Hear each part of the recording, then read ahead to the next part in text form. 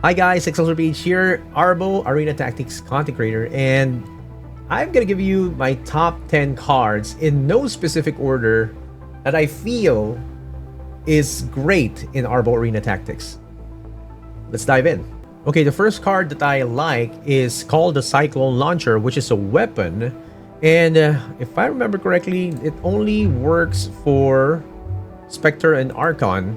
And what it does is that you can spend one charge to summon a Cyclone on an unoccupied hex within range 3. Cyclones expire after 3 rounds. Now, why is this good? Because it also puts a barrier for your opponent to go around, right? And he's gonna get knocked back. So it's kind of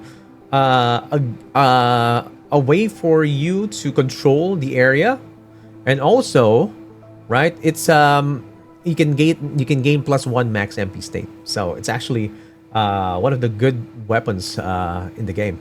Next card that I like is called the EMP. Fire a strong explosion that damages and potentially stuns all targets for 1 round. Now you can see the details right here in terms of the blast radius, the damage. Now this is good in a sense that I like it, especially when there's a bunch of your enemies clumped together.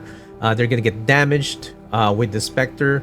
Problem is, since it's AT, EP, you get a lot more damage for your Spectre. And if that's your strategy, like killing off one of your Spectres to half the cost of the other cards, then it can possibly work, because AoE, a lot of damage towards your opponents in a group.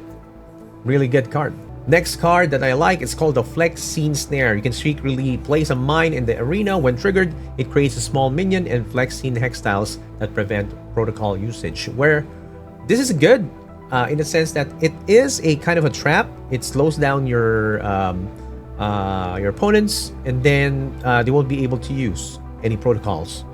That's it. It's good because it hampers your opponent's movements and also their actions as well. Next card that I like is called Hijack. Now this card is really annoying because you can steal control of an opposing hero for 1 round, making use of its MP and ops. Now imagine mind control only for 1 round. And dude, controlling another hero for another round is actually a big thing already, but the cost is 60 EP and the casting range is 1 hex, so you have to be close to your opponent.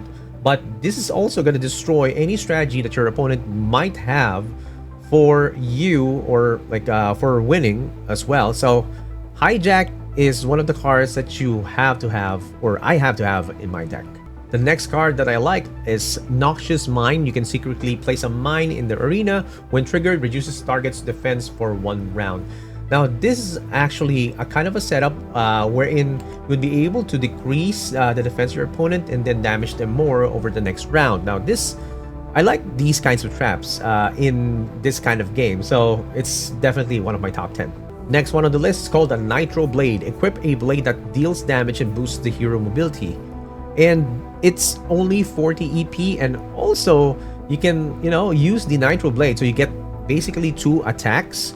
One with your hero and then one with this weapon, and it also gains a +1 max MP buff, so that makes it happen as well. So yeah, make sure that you use this wisely because you only have 4 charges with this. Next card that I like is called the Clasping Hook. Pull a unit towards the hero or grapple the hero towards the structure. Best used before follow-up damage. Now this is good because it's like, I don't know, if you play Mortal Kombat, Scorpion, definitely a good setup just to get that hero towards you or you towards another structure. It's a good mobility tool as well.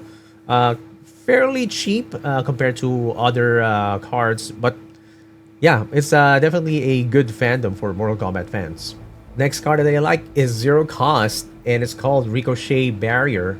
You can secretly debuff a target for 2 rounds, causing their next attack to reflect back onto themselves. Now, you can see it right here over at the card art. It's good. It's a debuff, 0 cost. The opponent, for example, deals damage, like a huge amount of damage, and deals back to themselves. That's it. it's a good strategy in itself. You prevent damage from for your hero, but you also damage your opponent. So it's actually really good. Next card that I like is Siphon. Deal damage to a hero equal to 14% of the target's max EP. Transfer the amount of damage dealt to this unit's EP. So this means like a lifesteal of sorts. 14% is good. Any sort of adding effects to your EP actually helps in this game. And this is one of the good cards that one of the cards that I like, just because of that effect. And last but not the least is called the Ion Cannon. Equip a powerful cannon that damages and dazes targets.